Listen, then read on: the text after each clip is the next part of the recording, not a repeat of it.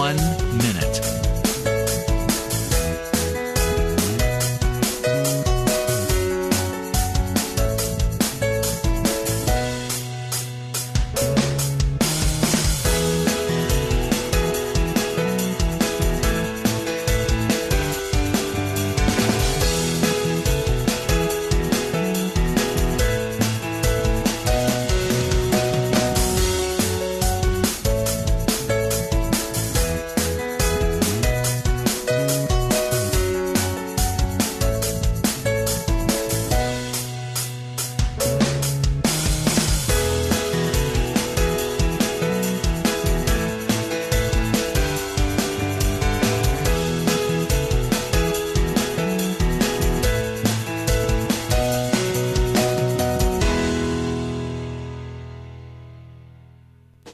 Welcome to Lynn Cullen Live at pghcitypaper.com. Email your questions and comments to Lynn at pghcitypaper.com.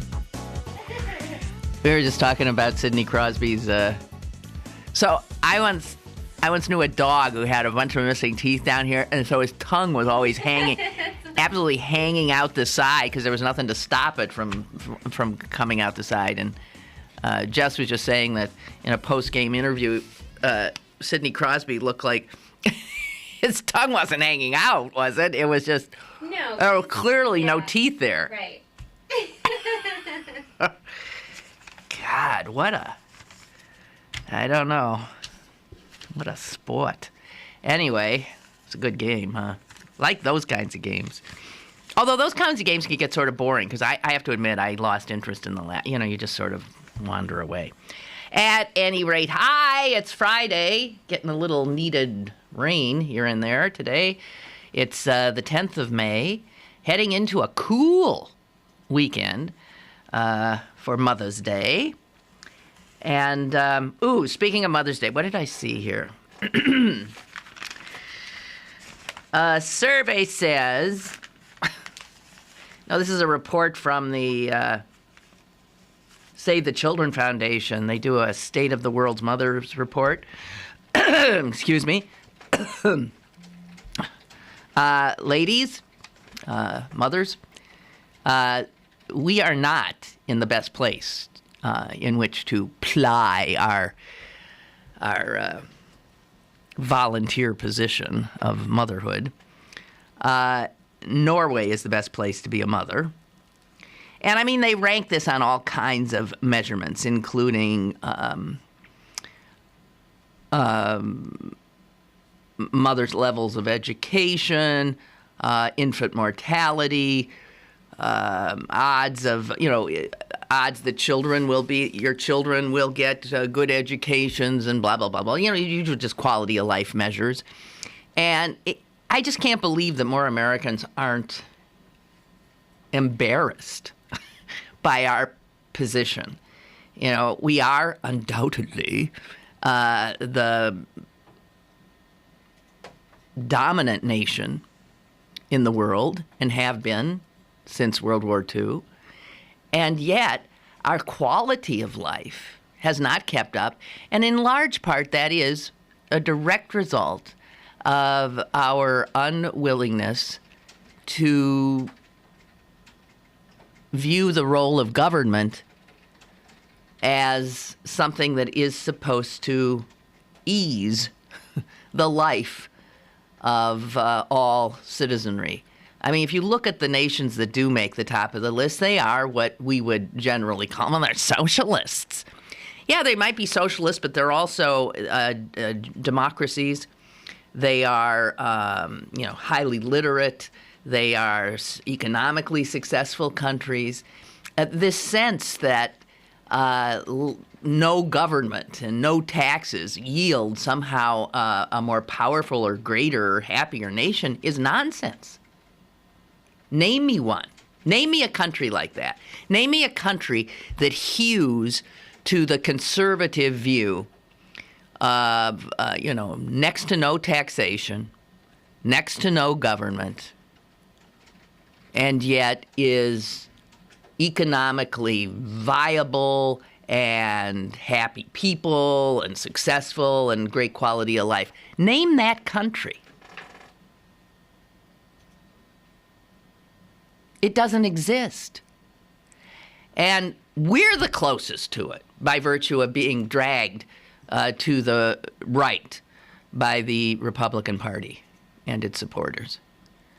But I'm serious. Name me a country that has gotten to the place where these fiscally conservative and socially conservative Republicans would have us be. Name that nation so that we can see what it is they're aspiring to.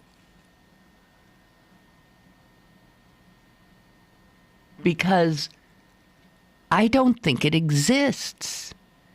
Nations with no taxation, essentially no government, where corporations run wild, and these are countries that are generally scary places to live, and I think relatively impoverished. Quality of life's no good. Name me this country. I'm serious. Doesn't exist. Okay, so where does the United States pop up on this list?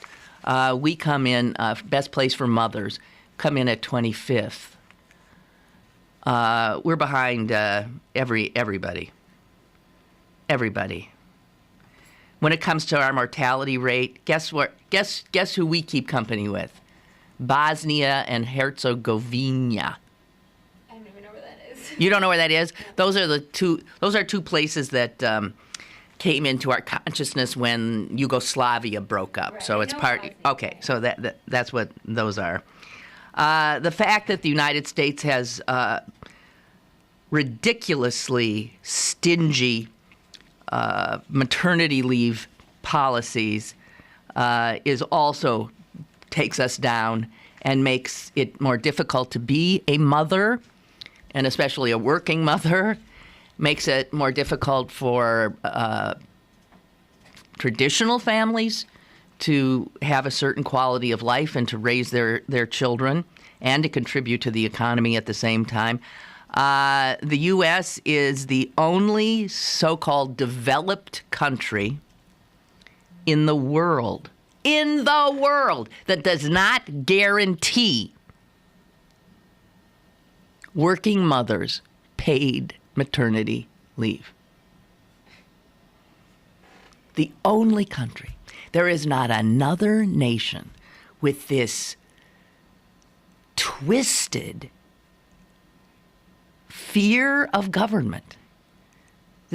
And you would think that we had been like we'd been under the boot of a communist dictator for like 400 years, and we finally freed ourselves. And you can see then where we would have this terror of government intrusion in our lives. But even the countries that did have that kind of history, that were under the boot of a dictator, when they did free themselves and become democracies, they did not run to where our heads are at. They saw that there is a place for government, and of course, especially a place in places like this, helping families raise healthy, capable children, while also being able to contribute to the workforce. It's mind-boggling. We're really, a kid born in Iceland has 4 times the chance of living than a kid born in the United States.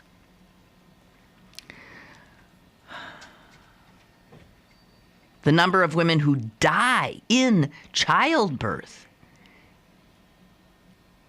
in the United States is the highest of any industrialized nation.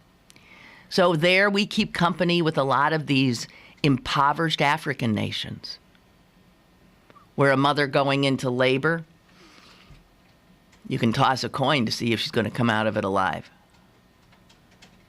This is our standing in the world. And the only reason it is our standing in the world is because of the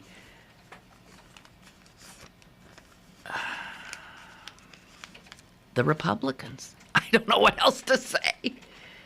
It's because of the Republicans. Hello, caller. Hello, Lynn. This is Joe calling. I call your show all the time. Hi, Joe. I just have a quick comment. I personally think we were better off as a culture or society when somebody took care of the home front. Hold the fort down, you know what I mean? Somebody, either the male or the female, I don't care. But since now you got both parties working, it's like we got the society like it is now because there's nobody holding down the fort. Well, one of the reasons that is, too, is the depression of wages so that people, both people had to work. Another thing is you know, if, for instance, a lot of these countries will give a mother a year off, paid maternity leave, and a lot of them will give the father a year off so they could each take 1 year and then the other year. Then they have all these amazing government-sponsored kind of preschools where then the child goes on to... They make it so that the economy doesn't suffer, the child doesn't suffer, the parents don't suffer, the families don't suffer. We think of that as totalitarianism. Yes. It's not. It's not. It's benevolent government. But what that kind of government requires is higher taxes.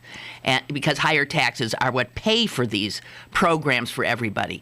Americans have been brainwashed to think that the government confiscates their money in the form of taxes and then, I don't know what, gives it to poor people, I guess, or wastes it in some manner. When in fact, if the government takes our money in taxes and then gives us back these wonderful programs that take stress out of our lives, that create environments where we can raise our families in a much less stressful situation than so many Americans now try to juggle all this stuff.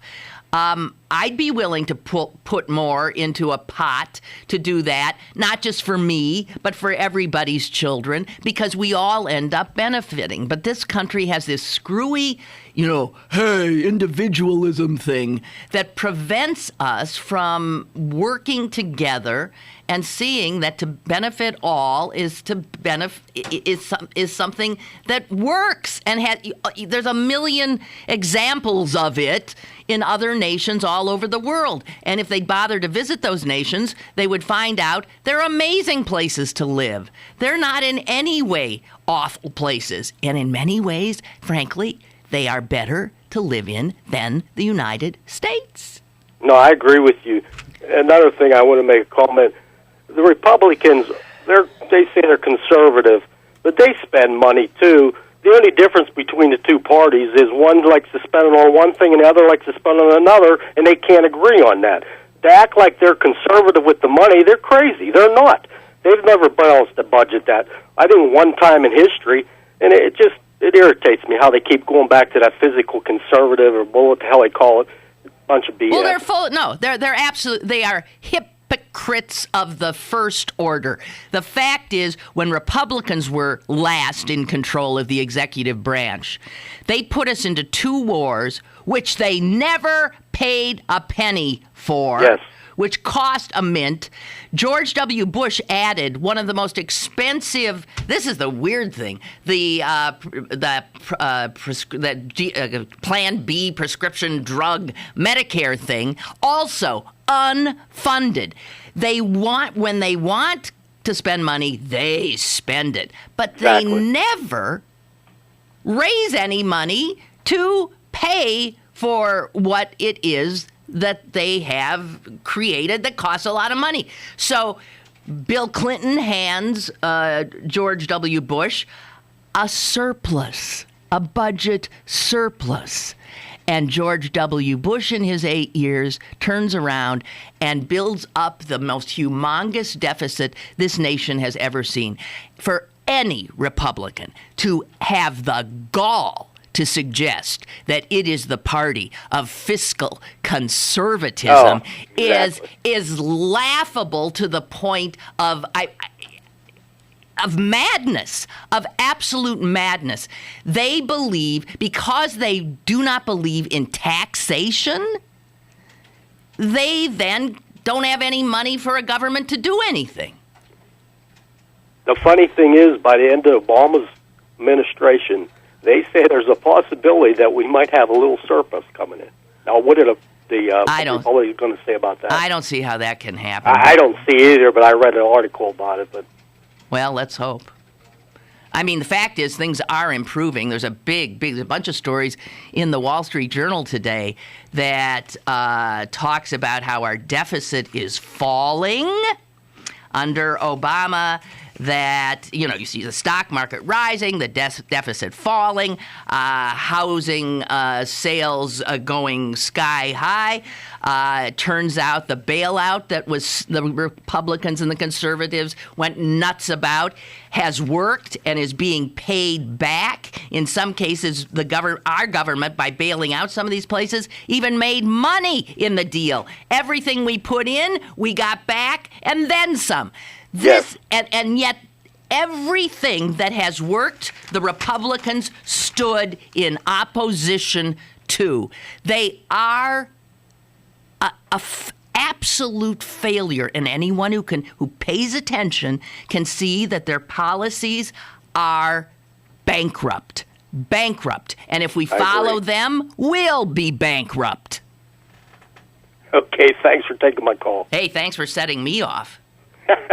Bye. You have a nice day. God, it drives me mad. Happy Mother's Day. That's all I wanted to say. I think it was about a month ago, maybe more. Time does fly when you're aging. I think a month or more ago that I said I would no longer be reading the names of those killed in Afghanistan and Iraq because, well, no Americans are dying in Iraq for a few years now. And because of the pullout in Afghanistan and the drawdown of American troops from front areas and the turning over of a lot of responsibilities to the Afghanistani army itself, that, I'm just not going to do it. There aren't any. I hadn't seen any names in a long time. And then, of course, I start seeing them. And I feel guilt. I let a few pass. And I then thought, hey, listen, we got people still dying over there. Young people still dying over in this war that should have been ended long ago. And so, with great sadness, let me read to you the most recent list of those dead.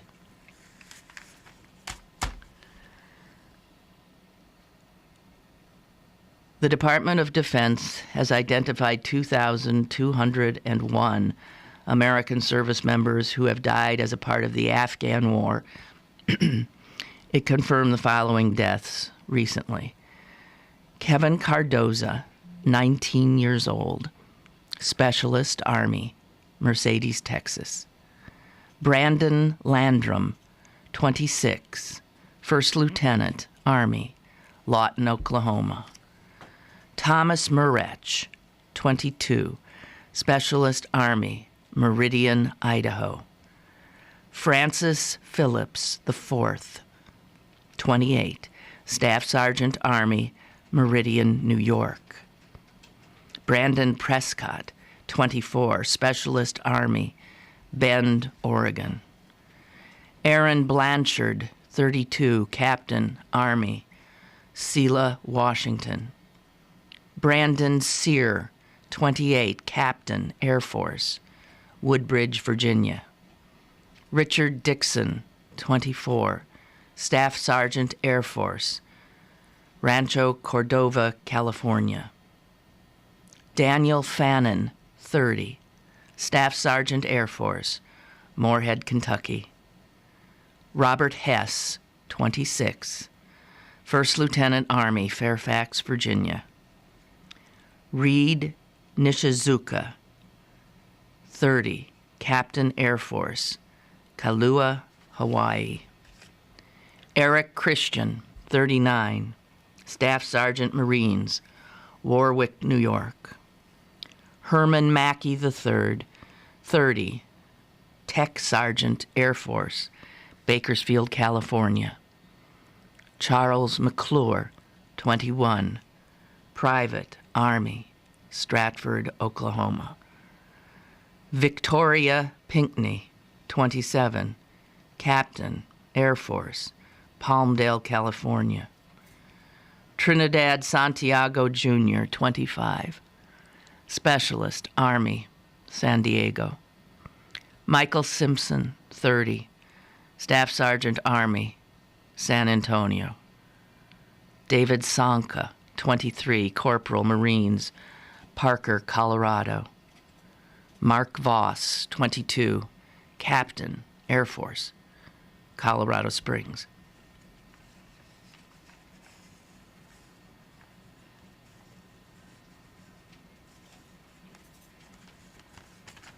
Email your questions and comments to Lynn at pghcitypaper.com or call Lynn at 412-316-3381. Lynn Cullen Live will return in a moment. It's warming up outside, so get to Little's for all your spring needs. Little's has everything for men, women, and children to stay in style for this upcoming hot summer. Lots of great colors from Dansko, New Balance, Steve Madden, and much, much more. Don't forget to come visit this season's colorful handbag selection as well. Little Shoes, Pittsburgh's largest family shoe store, 5850 Forbes Avenue in Squirrel Hill. Go to BurkeBargains.com for great deals on gift cards from your favorite local restaurants, bars, museums, attractions, and shows. Like us on Facebook or sign up for our weekly email updates for your chance to win a family 4-pack of tickets to Kennywood. BurkeBargains.com, Pittsburgh's best bargains. BurkeBargains.com. Have a question or an opinion? Call Lynn Cullen at 412-316-3381 or email Lynn at pghcitypaper.com. Now, more with Lynn Cullen Live. Alrighty, we're back, huh? Okay. Just want to check and see. Okay, fine. Okay, I mentioned these Wall Street Journal articles. I mean, it's sort of funny. The news section of the Wall Street Journal often has very good stories because they got some very good reporters. And the disconnect between what the newspaper itself is reporting as news, legitimate news, and what in the back of the paper, the editorial page is squawking about and screaming about and tearing its hair about. There is such a disconnect. So if you read the newspaper itself, you might think that, well, things are improving under Barack Obama. It would be a very legitimate kind of conclusion to come to.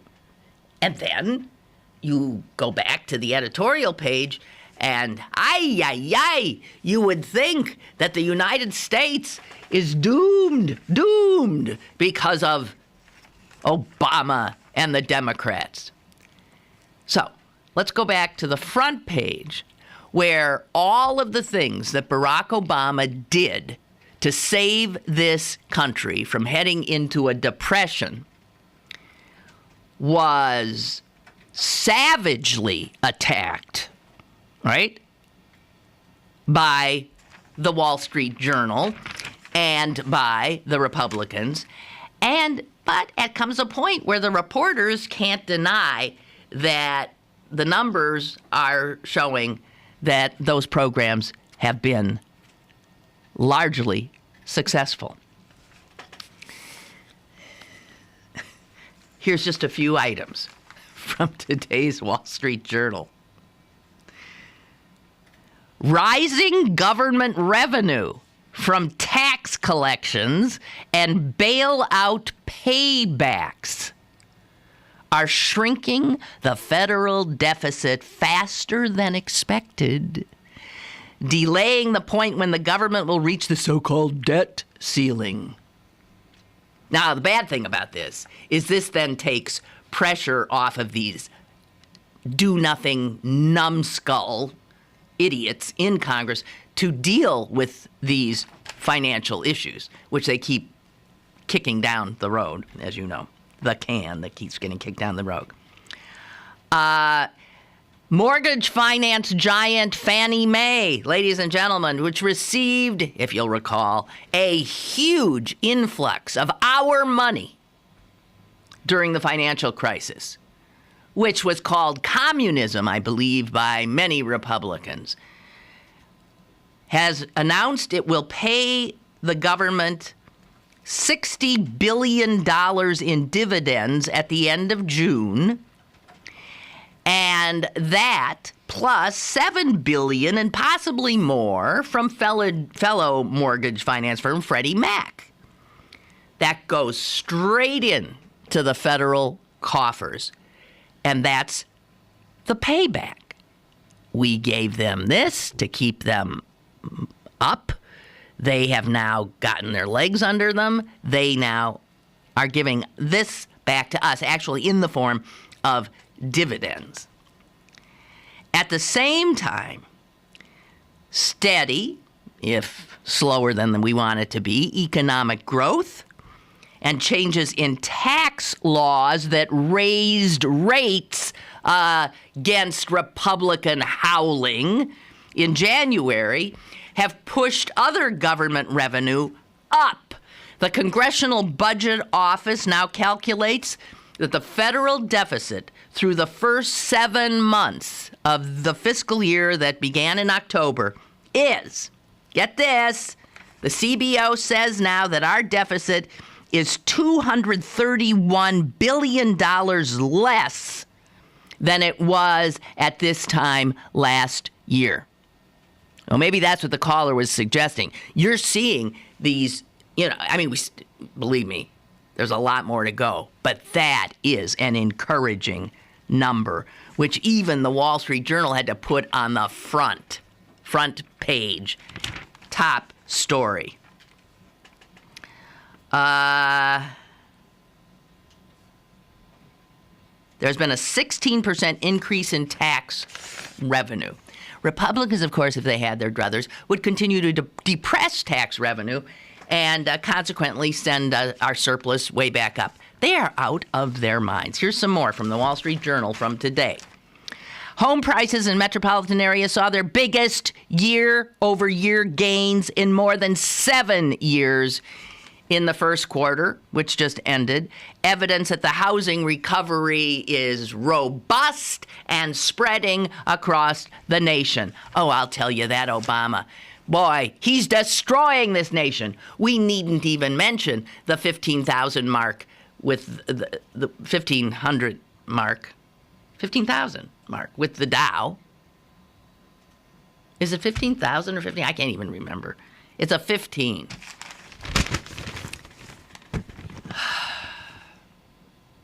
And then get this. Here's a headline, today's Wall Street Journal.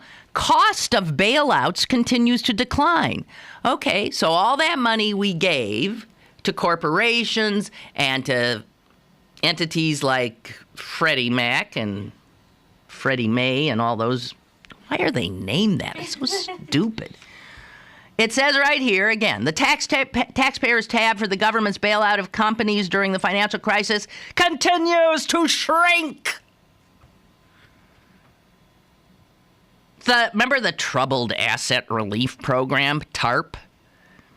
The net cost of TARP has fallen, get this, initially we laid out $419 billion. Our government did, to rescue these I'm sorry, I'm trying not to swear, to rescue these criminal banks, insurance companies. But we had to do it to keep from going into depression, world depression. Okay, so our government, through TARP, put out, what did I say that number was? Now I can't find it again.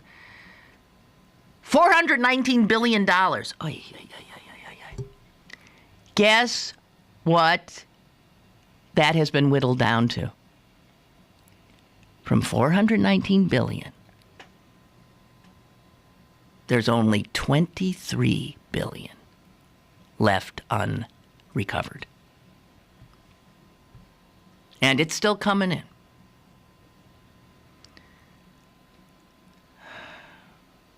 And this is so far below the trillions in losses feared during the worst days of the crisis. And the costs will continue to drop as Fannie and Freddie and other companies like AIG continue to pay back the money. Speaking of AIG, it has seen perhaps the biggest turnaround. Our Treasury, our money, and the Fed gave as much as $182 billion at the peak of the bailout to AIG. At one point, we, the people, and see, this did sound like communism. At one point, we, the people, owned AIG. We owned 90% of their stock. The Treasury, just last December, sold the last of that stock, which it had received under terms of the bailout. And guess what?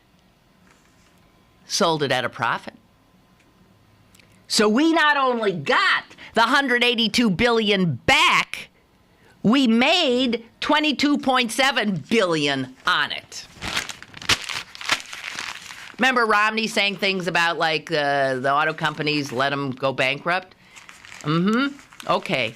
We went to their aid, we saved the SOBs, and now we got our money back. The negative here is that this should not be what these criminally run companies should expect, these too big to fail boys. And people should have gone to jail. A lot of people should have gone to jail. And of course, no one has. We have a caller. Hello. Hi. Hey, Lynn, it's Mike from D.C. Hi, Mike. I was just thinking, what if Romney had won? He would have taken credit for all of this. How could he? He would have said the reason their economy is getting better is because of the Republican Party. So even more paramount that we won, that Obama won, was so you can see what the policies he instituted came to reward. That's right. I mean, here it is.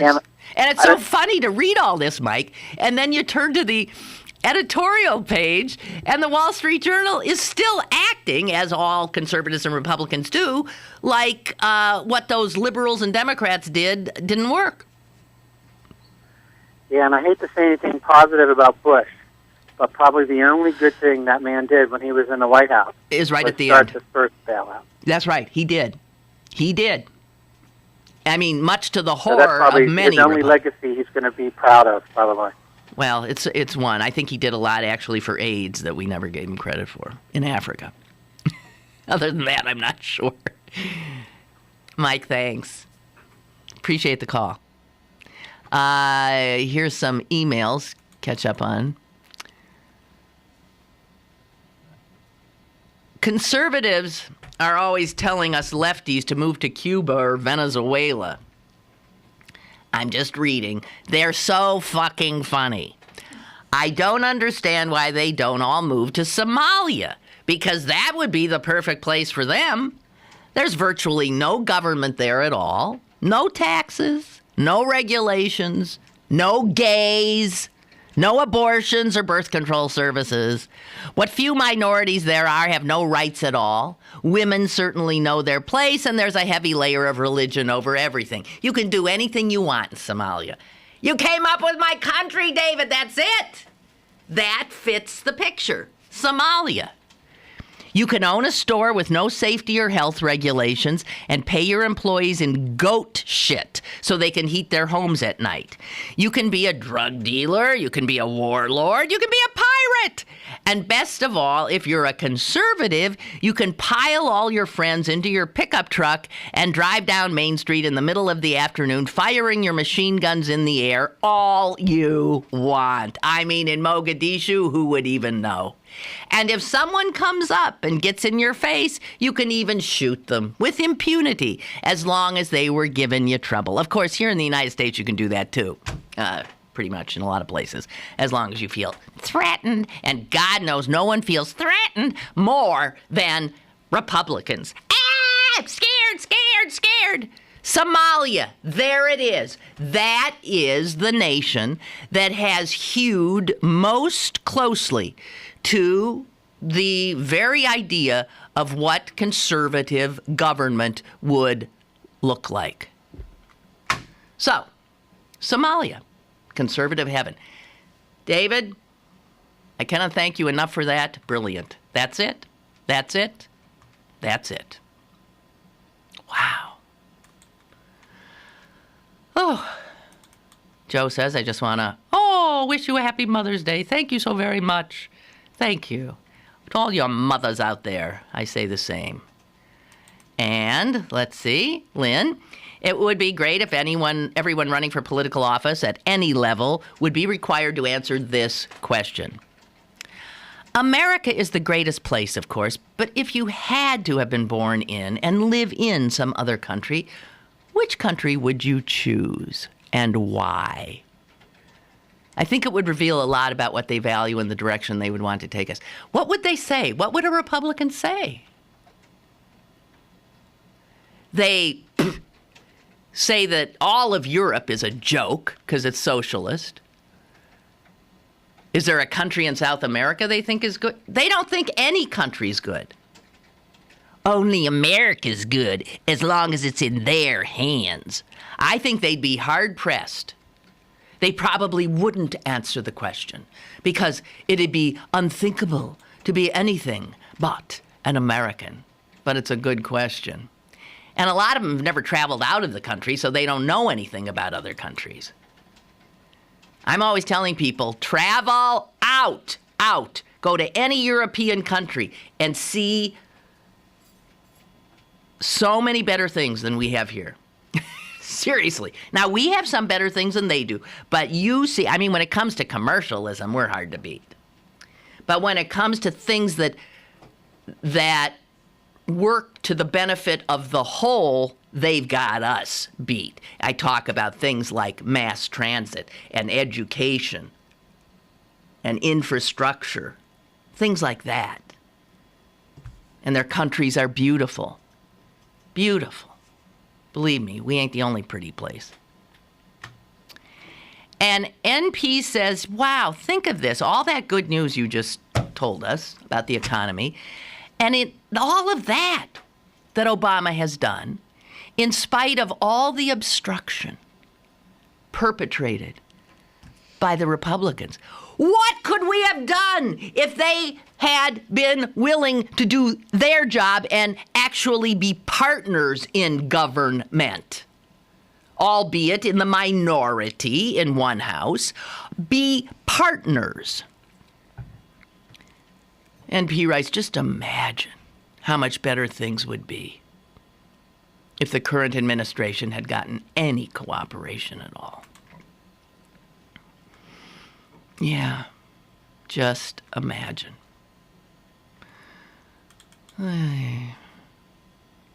PJ writes, oh, thank you, it's 15,000. I thought so. All of a sudden it didn't seem, yes, Dow 15,000, right. He also writes, put simply, the right wing in this country is treasonous. I I think some of them are they get close. All they talk about, whether it's a reason to have guns or making the government small enough to drown in a bathtub, they are advocating the destruction of the government of the United States. Last time I looked, that's treason. You can't have this many people living together, 200 plus million, and expect us to function without some system of government. And if we must be governed, we need a government that is supported by its people. Thank you, PJ. I like that. The fact is that the Republicans and the conservatives in general have spent most of my lifetime, and I'm no spring chicken anymore, trying to make Americans view their government as their enemy. And clearly, they have made 35-40% of the American people true believers. They have made another maybe 20% of Americans sometime believers. And to those of us who see a value in government, mostly those are Democrats, it's frightening because what PJ says is correct. The Founding Fathers, who we like to stick up on pedestals, created a government of the United States. And that government was, they didn't just win a war from the king and then decided that, okay, now let's just party, everybody for himself. I got my gun, leave me alone. I want to do whatever I want. Now we don't have the king and his tax assessors on our backs. Gotta have government. And the most important thing that I think this demonization of government has done to us is it has, created such a rift in this country that it's hard for us as a people ever to feel, as our name suggests, united. Our name is a bit of a misnomer now, isn't it? We are not the United States of America. We're not. We're at each other's throats. We live in different universes, and we don't even speak the same language. But I bring it all back to Ronnie Reagan, and then all those who took what he said and ran with it. He told people to be very wary about the government, that it was the scariest thing in the world, the government. Don't think the government can help you, he said. The scariest words. I'm from the government. I'm here to help you. But dear Lord, that is what we expect from government. And that is what a good government does. Ask the mothers in the 24 countries that placed ahead of our mothers, about what government can do to make their lives and their children's lives and their families' lives better. Because you ain't seeing it here. We still live by the law of the jungle here. It's everybody for themselves. And you see that them that's got keep getting more, and those that don't just keep sinking further. This is America? This is America, thanks to conservatives. Great job, guys. I'm taking a break. Stick around for more with Lynn Cullen Live after this. Pittsburgh City Paper is seeking 10 local artists to design their own street box for our second annual public art project to be featured throughout the city of Pittsburgh. Go to www.pghcitypaper.com and click on the Art Box link for more details. The Pittsburgh City Paper Art Box Project, brought to you by the Westmoreland and Hill House Association. Well, have you been over to the Urban Gardener? Do it. You know, that'd be a nice place to get a Mother's Day gift, actually. If your mom likes, to garden or likes a beautiful plant, or, they do make up wonderful containers already done, a hanging basket, something like that. What a nice idea. And you get a discount if you say, Lynn Cullen. Lynn Cullen. I heard about you, Lynn Cullen. Give me my money. Money. Urban Gardener, 1901 Brighton Road. It is such a wonderful nursery. Is that what you call these places? Yeah. They have it all. Perennials, trees, shrubs, vines, annuals, anything your garden needs. They'll help you design one. They'll help you maintain one. It's such a lovely place. And they specialize in urban gardens, as their name implies. Fantastic website. So check that out first before you take my word for it. UrbanGardenerPGH.com. Then you head over there and don't forget Lynn Cullen. Confusion ever someone or have sudden... Have you ever had sudden confusion, trouble speaking, or understanding someone? It could be one of the 5 signs of stroke. Sudden weakness or numbness of the face, arm, or leg. Sudden trouble with vision in one or both eyes. Suddenly having trouble walking or difficulty with balance. Or a sudden intense headache that comes out of nowhere. Don't wait. Call 911 immediately. Time lost is brain lost. Find out more at powertoendstroke.org. Brought to you by the American Heart Association, American Stroke Association, and the Ad Council. Now, it's back to Lynn Cullen Live at pghcitypaper.com. All righty. Let's see what else I have here. My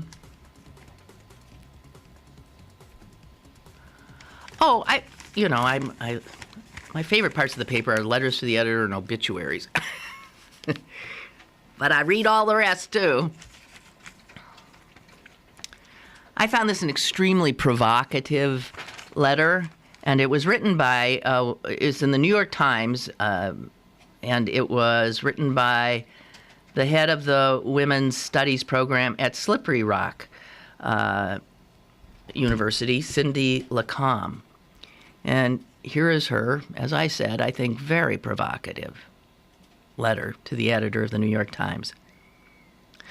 The story of the 3 women kidnapped and held captive for about a decade in a Cleveland neighborhood is horrific and disturbing.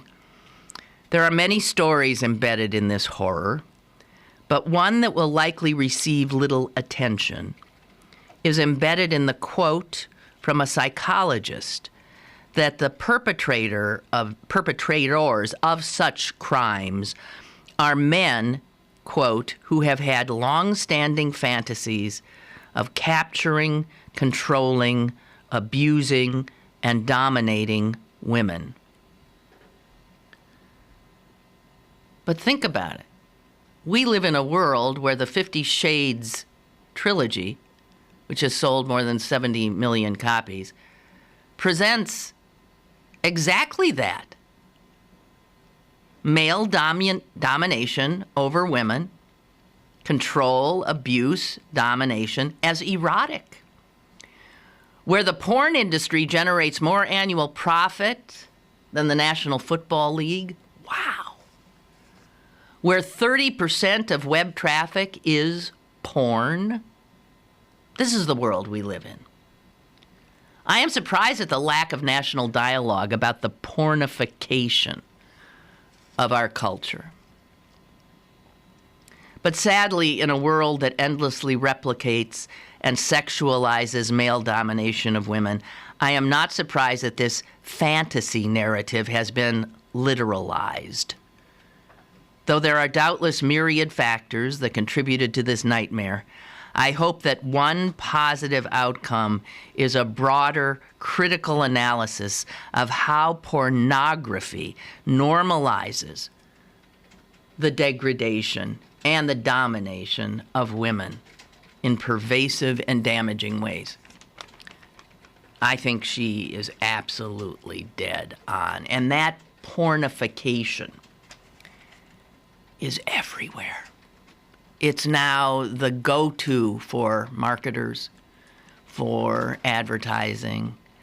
I happened to watch a video the other night. I had to turn it off. David Bowie's newest video. It's grotesque. Oh, Jess! See? Marion Cotillard was so... I love What do you mean? I mean, there's blood and it is so disgusting. This is art now. This is music.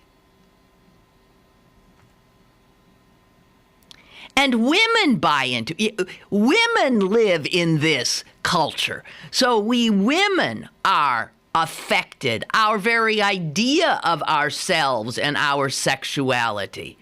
The clothes we wear. How we present ourselves. All of this has been hugely impacted by this industry. And it's a pornographic industry, essentially. What used to be porn is now mainstream. A lot of what used to be considered porn is absolute mainstream now. We know that. And this will, I suspect, continue and continue. And so if young boys growing up on these music videos, growing up on all of the marketing that's coming at them, and looking at the young women around them dressing in the way they dress so they can look like they think they're supposed to look, to attract a man, all of this feeds into this fantasy of domination and control. There's no doubt. I don't think. And just one more on this Cleveland thing. I just gotta say, I find the fascination with what happened to those women now borders on porn too. For people who can't get enough of what exact degradation and horror they suffered, I would ask them, why is it you need to know? Why? And I would ask those who stand outside of homes where these young women are being brought home and cheering and ballooning and all that kind of stuff, that get a friggin' clue and leave them alone. And I will say to the media, leave them alone. You know, hey, you're in America and you have been held hostage by a lunatic for 10 to 12 years and abused and exploited. Now you are free and you are held hostage by the American media who only want to exploit you some more. Because they have hordes of Americans salivating to hear more horrific detail. Am I incorrect in this assessment? I ask you, am I? I'd love to hear what you think.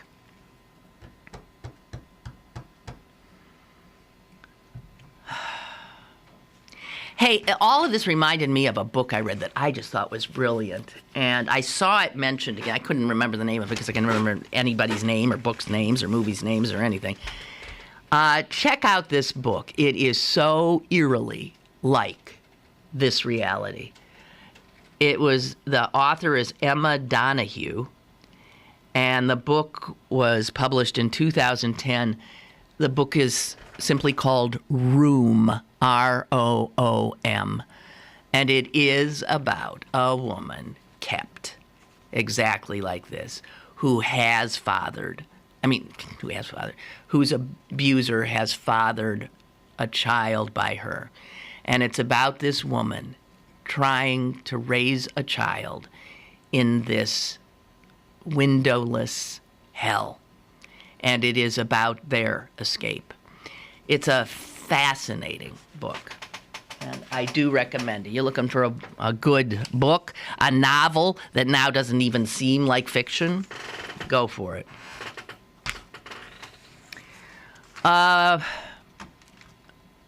Here's a much lighter thing for you. The who is this? The cardiologists of the world, the American Heart Association. Close. The American Heart Association has come out with a study that says owning a dog is good for your heart. Owning a dog may protect you from heart disease. So when you see those signs, beware of dog, you think that's talking to a burglar? No, that's talking to cholesterol and heart disease. Don't bother coming in here, heart disease, because we got a dog. Owning a dog may protect you from heart disease. And they're not completely saying that, you get a dog, you'll never have a heart attack, but they're saying that study after study, and we know this, study after study after study shows this. People who own dogs have more reason to get outside. They walk more. Without a doubt. I took a long walk yesterday, and as I was nearing my home, red in the face, thinking, what was I thinking? I had gone too far. Huffing and puffing up the final hill, I see a woman who I happen to have been to Israel with. I see her standing with a little dog at the top of the hill, and I said, Judy, hi. I was so glad to see her because it gave me reason to actually fall down on the grass near where I was to talk to her, of course, and her dog. Now, this was a new dog to me. She had one great, cutest dog in the universe who had died. Then she immediately adopted a 10-year-old dog, cute as can be, who, of course, died not too long after. Then she went and adopted this one, who at least isn't 10, but as she said, he doesn't have any ears. And I said, I know I'm off subject here, but I said, what? What do you mean he doesn't have any ears? There are these cute floppy ears hanging down. I said, what are these? Those are ears. What do you mean he has no ears? She says, no, those are just ear flaps. She said, look, there's no ears.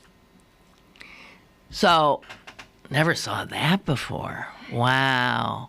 So anyway, I think his name was Zeke. Zeke is a happy dog. He's from Georgia. He was a rescue that came up here for some reason. And she was saying that after her last dog died, she was sort of sick of burying dogs and having her heart broken. And she thought, that's it. This is the last. I'm not doing it anymore.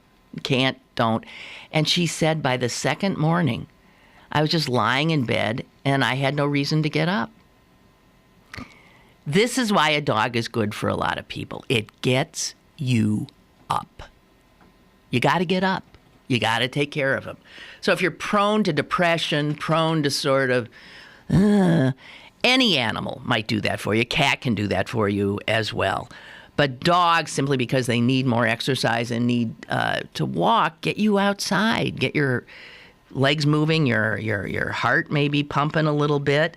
And several studies have shown that dogs decrease an owner's stress level. And with that, there's a decrease in heart rate, blood pressure, adrenaline-like hormone releases. And the fact is people who have pets of any kind were more likely to survive heart attacks. I'm just saying. And I hope that I hope you're not living in a place that doesn't let you have these wondrous beings in your home. I think that's so cruel. Quickly before we get done, Minnesota, probably by next week, is going to be the 12th state in the country to legalize gay marriage. The Minnesota House passed the measure, goes on to the Senate, where it's absolutely expected to pass. The governor's absolutely expected. So this is a pretty much slam dunk. Minnesota, first Midwestern state to do it legislatively. Iowa allows gay marriage, but that got there because of their Supreme Court. So that gets the number up to 12. Where do you think Pennsylvania will come in? About 46? Unbelievable. Also, those scary 3D plastic printed guns. The website, the Texas law student who had put up the blueprints and the files that could then be downloaded so anyone could make one of these untraceable, perfectly usable guns at home. That site has been taken down. No, the site hasn't been taken down. He's removed the design files because the State Department let him know that posting them may violate arms exporting regulations. So he said he could end up in trouble. So he took them down. The reality is that's not going to stop. They've been out there for some time, so they're out. They're out, and there's no clamping down on that, I suspect. Okay, I think that'd be it. If you want any more of me or any more news talk, there's 4802, that's the name of the show, at 7:30 tonight on WQED, or public television station here in Pittsburgh, and I will be in attendance. Okay? Have a great weekend again. Happy Mother's Day, and I'll be back Monday. Hope you will too. Bye.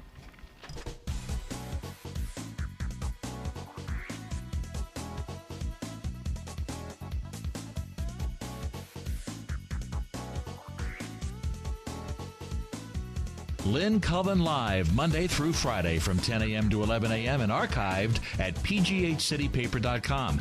The opinions expressed on Lynn Cullen Live are those of the host and do not necessarily reflect the viewpoints of Pittsburgh City Paper, Steel City Media, and its advertisers.